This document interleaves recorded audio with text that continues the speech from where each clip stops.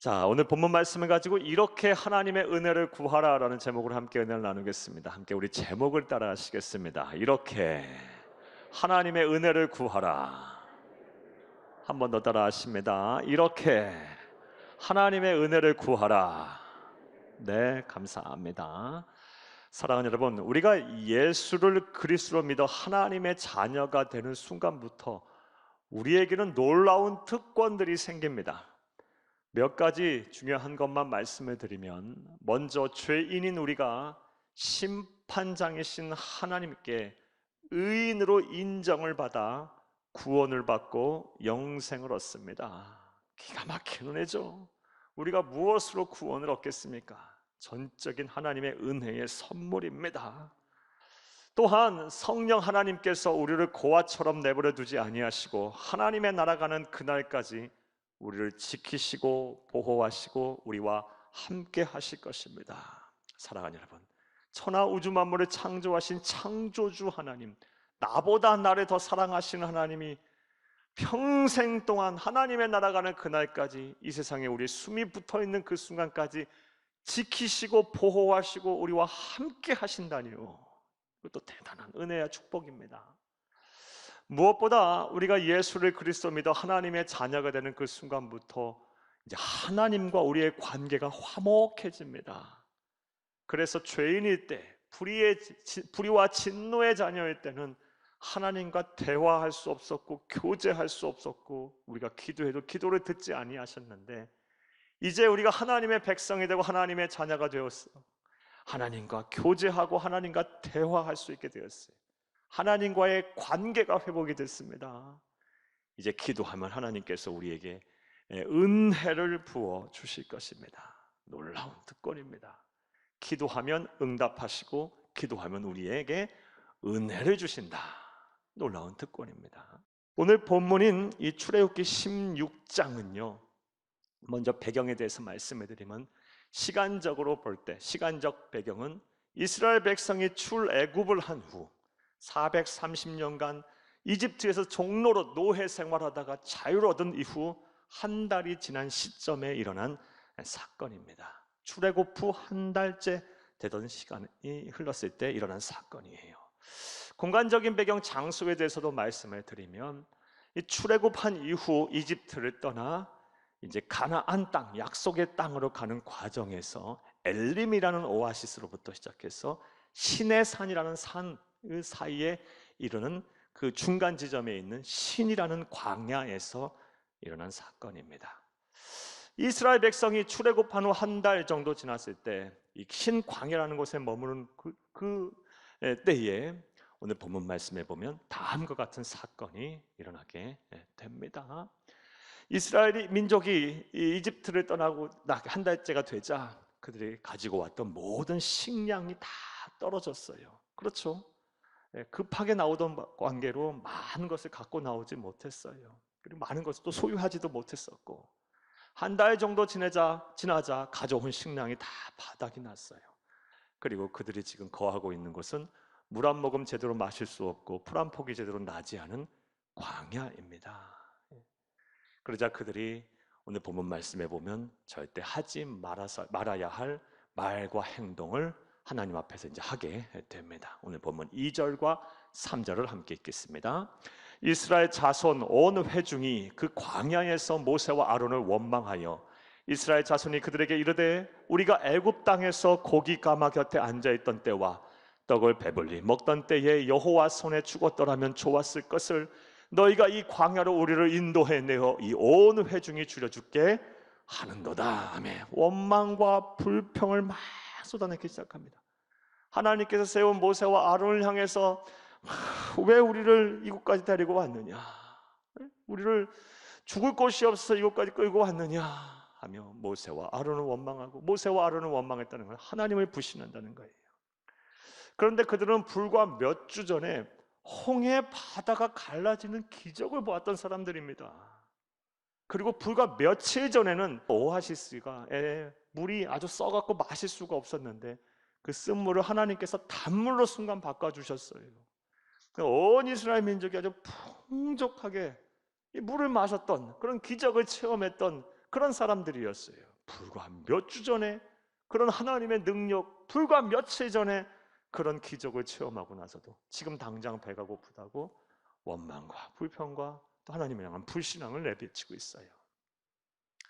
그런데 이러한 이스라엘 민족의 이 모습은 솔직히 말씀드려 우리의 모습이기도 합니다. 우리 또 하나님의 능력을 믿습니다. 또 그런 생각들을 하고 살아요. 또 입으로는 주여 주여 하고 삽니다. 그런데 당장 힘들고 어려우면 어떠합니까? 깊은 체념 속에 빠져요. 또 원망과 불평하시는 분도 계시겠죠. 왜 나만 이런 어려움을 당하냐고, 왜 나한테만 이런 힘든 일들이 생기냐고 깊은 체념 속에 빠져서 영적으로 시험을 들고 실족하시는 분들 계세요. 또 굳이 실족하지 않는다 할지라도 막 신앙이 차갑게 변해서 형식주의적인 신앙 생활을 하고 계시는 분들이 얼마나 많은지 모릅니다. 원망과 불평, 불신앙의 모습 우리는 보이고 살아요. 그런데 하나님은 어떤 분이십니까? 우리가 하나님의 말씀을 통해서 알고 또 우리가 삶 속에서 경험한 바와 알다시피 하나님은 모든 것을 아시는 분이고 모든 것을 하실 수 있는 분이십니다. 따라서 우리의 힘들고 어려운 삶의 문제는 하나님 앞에 조금도 문제가 되질 않아요. 사랑하는 여러분, 하나님께서 한번 말씀만 하시면 되는 거예요. 천하 우주 만물을 말씀으로 창조하신 그 하나님께서 말 한마디만 하시면 내 삶의 문제는 해결될 수 있습니다.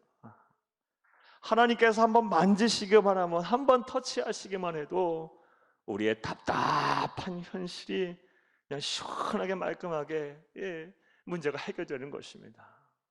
그러므로 아무리 삶이 힘들고 답답하고 어렵다 할지라도 믿음의 눈을 가지고 하나님을 바라보는 여러분들이 다 되기를 간절히 주의 이름으로 축복합니다. 축복합니다.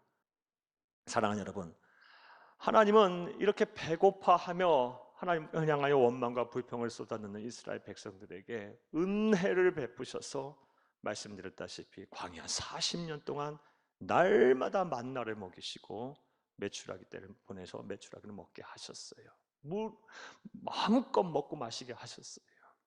그리고 오늘 본 말씀 출애굽기 16장에는 그 은혜의 산물 중에 하나인 만나에 대해서 자세하게 기록이 되어 있어요. 그것이 무엇이고 그것을 거둘 때 어떠한 원칙 하에 거두었고 저장하고 활용해야 하는지 출애굽기 16장의 만나에 대한 설명이 자세하게 기록이 되어 있습니다. 따라서 우리는 이 만나를 거두고 먹게 하시는 그 하나님의 원칙을 살펴보게 되면 우리가 하나님의 은혜를 구할 때 어떠한 기준과 어떠한 생각과 어떠한 내용으로 기도하며 이 하나님의 뜻을 구해야 되는지 잘 알 수가 있습니다. 자, 사랑하는 여러분, 한번 생각을 해보겠습니다.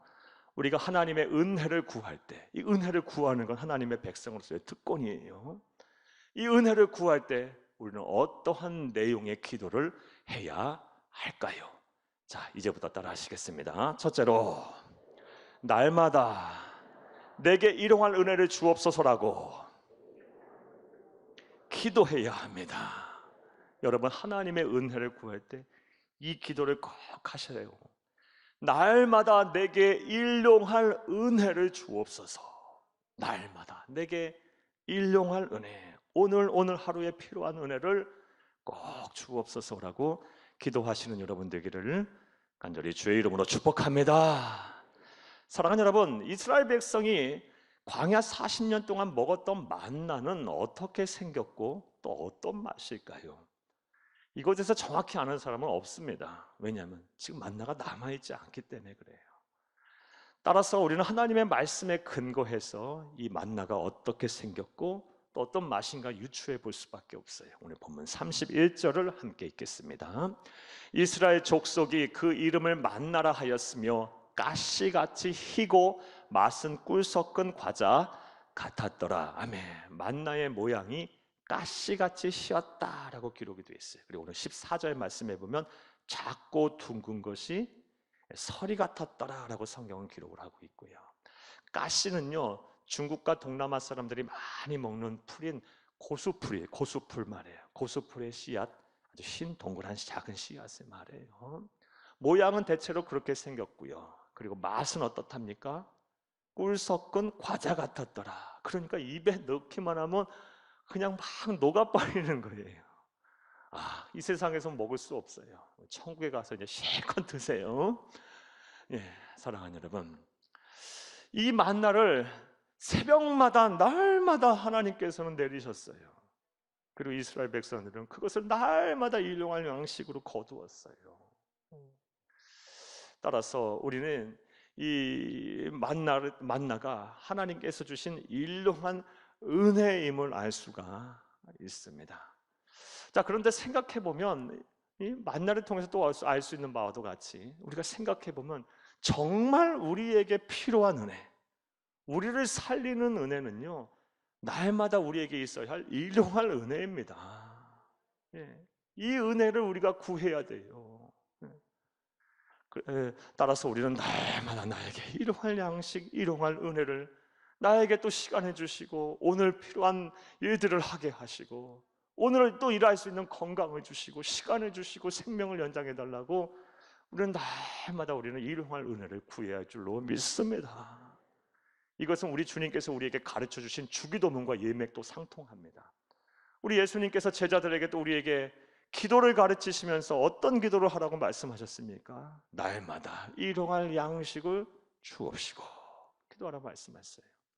그런데 우리의 기도는요, 하나님의 은혜를 구하는 우리의 기도는 대체로 이 일용할 은혜를 구하기보단 먼 미래에, 정말 내 시간인지 아닌지도 모르는 그 먼 미래에 대한 은혜만을 우리는 구해요. 예를 한번 들면요, 우리의 자녀 취직하게 해주시고 결혼도 하게 해주시고 학교도 가게 해주시고 내 사업도 앞으로 잘 되게 해주시고. 사랑하는 여러분, 물론 이것도 구해야 돼요. 꼭 반드시 하셔야 합니다. 그러나 정말 우리에게 필요한 은혜는요, 오늘을 살게 하는 은혜예요. 사랑하는 여러분, 지금도 하나님께서 우리에게 또 아침에 이 생명을 연장해 주셨기 때문에 우리가 지금 이 자리에 와서 예배드리는 거 아니겠습니까? 그래도 건강 지키시고 건강의 은혜, 일용할 은혜를 우리에게 주셨기에 또 이 자리에 앉아서 우리가 또 하나님의 시간을 구별하여 장소를 구별하여 예배드리는 거 아니겠습니까? 또 오늘 아침도 우리가 먹게 하시고 마시게 하시고 또 우리 입게 하시고 소유케 하셔서 또 우리가 이게 구별해 드려서 또 하루를 살고 또 예배 드릴 수 있는 것 아니겠어요? 날마다 우리를 살게 하는 진짜 은혜는요, 일용할 은혜입니다. 그러므로 사랑하는 여러분, 우리가 하나님의 은혜를 구할 때 날마다 일용할 은혜를 내게 주옵소서라고 기도하는 것이 현명한 거예요. 이런 기도가 여러분의 입에서 떠나지 않기를 간절히 주의 이름으로 축복합니다. 한번 따라해 보겠습니다. 날마다 내게 일용할 은혜를 주옵소서. 한 번 더 따라하십니다. 날마다 내게 일용할 은혜를 주옵소서 라고 하나님 앞에 여러분 기도의 특권을 사용하여 날마다 구하시는 여러분들이 다 되기를 간절히 주의 이름으로 축복합니다. 또 우리가 하나님의 은혜를 구할 때, 우리의 특권을 사용할 때 어떤 내용의 기도를 해야 할까요? 따라 하시겠습니다. 둘째로, 내게 주신 은혜로 신앙이 변질되고 왜곡되어 하나님의 영광을 가리지 않게 하옵소서라고 기도해야 합니다. 좀 대지가 길어요. 하지만 그대로 한번 써봤어요. 여러분 이 대지를 잘 기억해서 기도하세요. 내게 주신 은혜가로 내 신앙이 변질되지 않게 해주세요. 내 신앙이 왜곡되지 않게 하셔서 하나님의 영광 가리지 않게 해주세요라고 우리는 기도해야 합니다. 사랑하는 여러분, 이스라엘 백성 광야 40년 동안 먹게 하셨던 만나, 이 만나는 하나님께서는 그냥 주시지만은 않았어요. 이 주실 때 또 거둠의 법칙, 거둠의 원칙도 말씀하셨습니다. 오늘 본문 18절에서 21절을 함께 읽겠습니다. 오멜로 되어 본즉 많이 거둔 자도 남음이 없고 적게 거둔 자도 부족함이 없이 각 사람은 먹을 만큼만 거두었더라. 모세가 그들에게 이르기를 아무든지 아침까지 그것을 남겨두지 말라 하였으나 20절 그들이 모세에게 순종하지 아니하고 더러는 아침까지 두었더니 벌레가 생기고 냄새가 난지라 모세가 그들에게 노하니라. 무리가 아침마다 각 사람을 먹을 만큼만 거두었고 햇볕이 뜨겁게 쬐면 그것이 쓰러졌더라. 아멘. 하나님께서 만나를 거두게 하시면서 이 거둠의 원칙에 말씀하셨는데 부족하지도 남지도 않게 거두라 그런 말씀하셨어요. 오늘 먹을 만큼만 부족하지도 않게 하고 남지도 않게 하라. 부족하지도 남지도 않게 하라. 이게 하나님께서 만나 이스라엘 백성들에게 주신 광야 40년의 특별한 은혜의 산물인 만나의 거둠의 원칙이에요. 우리는 이 만나의 거둠의 원칙을 통해서 하나님이 사람에게 필요를 공급하실 때 어떠한 기준을 가지고 공급하시는지 알 수가 있어요. 하나님은 하나님의 백성뿐만 아니라 모든 사람에게 필요를 공급할 때 어떻게 주시냐?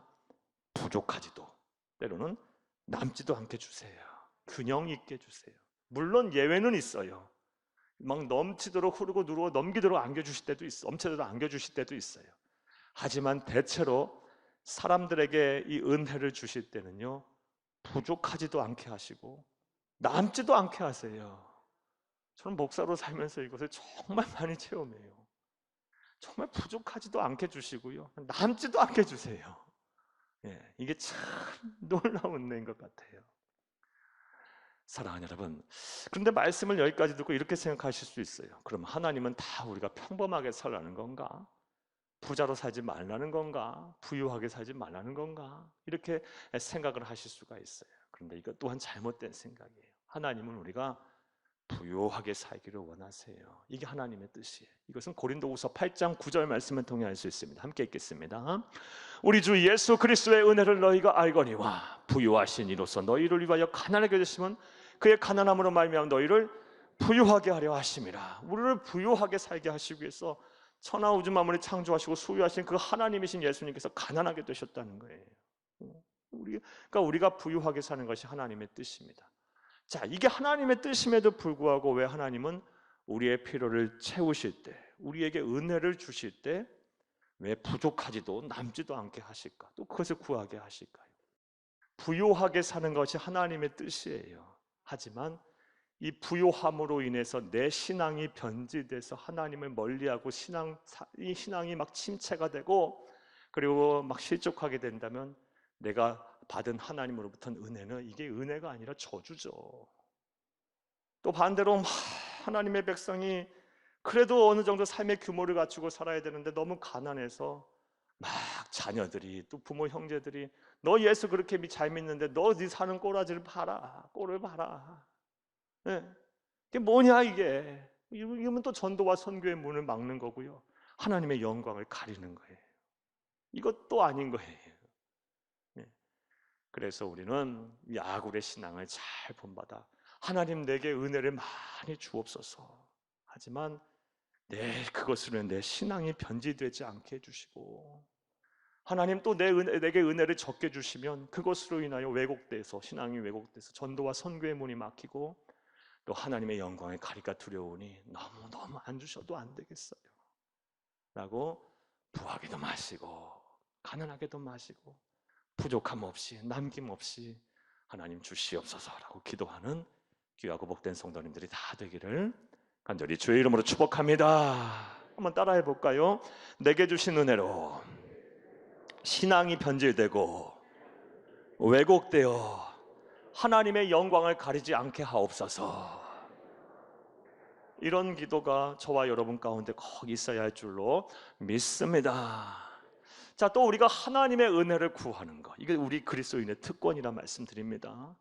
이 하나님의 은혜를 구할 때 어떠한 내용의 기도를 해야 할까요? 따라 하시겠습니다. 셋째로, 내게 은혜를 주시되 안식을 겸하여 주옵소서라고 기도해야 합니다.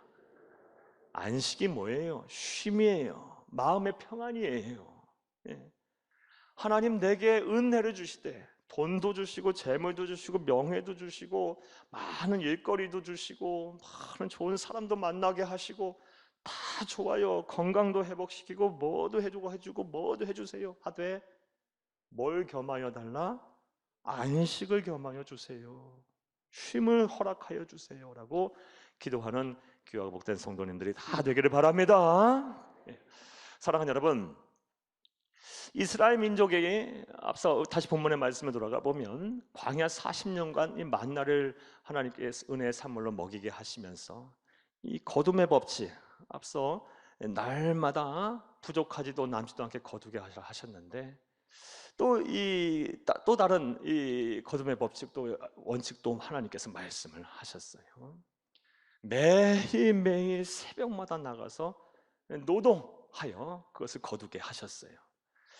어떤 사람이 이 매일매일 나가서 새벽에 나가서 이 만나를 거두는 것이 귀찮아서 이틀치, 3일치, 4일치를 막 많이 거두어서 저장해 놨더니 어떻게 됩니까? 벌레가 생겨서 다 쓸모가 없게 됐어요. 하나님이 거두게 하신 법칙은 날마다 새벽에 나가서 노동을 해야 하는 거예요. 단 예외가 있었어요. 여섯째 날에는 갑절로 그 양식을 만나를 거두어 들여라. 왜? 일곱째 날에는 만나가 내리지 않을 것이고 그날은 하나님과 교제하고 예배하는 안식일이기 때문이다 라면서 여섯째 날에는 노동을 쉬고 일곱째 날에는 노동을 쉬고 전날인 여섯째 날에 2배를 거두어 드리라고 원칙으로 말씀하셨어요. 오늘 22절에서 24절을 함께 읽겠습니다. 여섯째 날에는 각 사람이 갑절의 식물 곧 하나에 2오멜씩 거둔지라. 회중의 모든 지도자가 와서 모세에게 알리매. 23절 모세가 그들에게 이르되 여호와께서 이같이 말씀하셨느니라. 내일은 휴일이니 여호와께 거룩한 안식일이라. 너희가 구울 것은 굽고 삶을 것은 삶고 그 나머지는 다 너희를 위하여 아침까지 간수하라. 24절 그들이 모세의 명령대로 아침까지 간수하였으나 냄새도 나지 아니하고 벌레도 생기지 아니한지라. 여섯째 날 갑절로 노동을 하고 일곱째 날은 쉬어라. 이게 하나님의 뜻이에요. 이를 통해서 하나님께서 노동 후에 안식, 쉼을 얼마나 중요하게 생각하시는지 우리가 잘 알 수 있어요. 그리고 여기서 말하는 쉼은 단순히 우리 육체적인 쉼만이 아니라 영혼의 쉼까지 이르러야 합니다. 그런데 오늘날 현대인들은요 참 바쁘고 이 쉼을 좀 가벼이 생각해요. 경시해요. 그리고 쉰다는 것 자체도 말씀드렸다시피 그냥 육체적인 쉼만 생각하기 쉬워요. 우리 그리스도인들은 특별히 하나님의 백성은 영혼의 쉼까지 이루어야 돼요. 얼마나 바쁘게 사는지 우리 성도님들 가운데서도요 막 2잡, 3잡까지 하시는 분들 계세요. 물론 이해도 돼요. 살기 힘드니까, 또 살아야 하니까, 또 하고 싶은 일도 꿈도 이루셔야 하니까. 그러나 반드시 노동 뒤에는 쉼이 따라와야 돼. 이게 하나님의 창조의 섭리예요. 그러므로 여러분 하나님 앞에 기도할 때 돈도 많이 주시고 재물도 많이 주시고 많은 일거리도 주세요라고 만 기도해서는 안 되는 거예요. 반드시 안식도 겸하여 주옵소서. 쉼도 허락하시옵소서. 또 내 마음의 평안, 영혼의 안식을 특별히 선물하시옵소서라고 은혜를 주옵소서라고 기도하시는 여러분들이 다 되기를 간절히 바랍니다.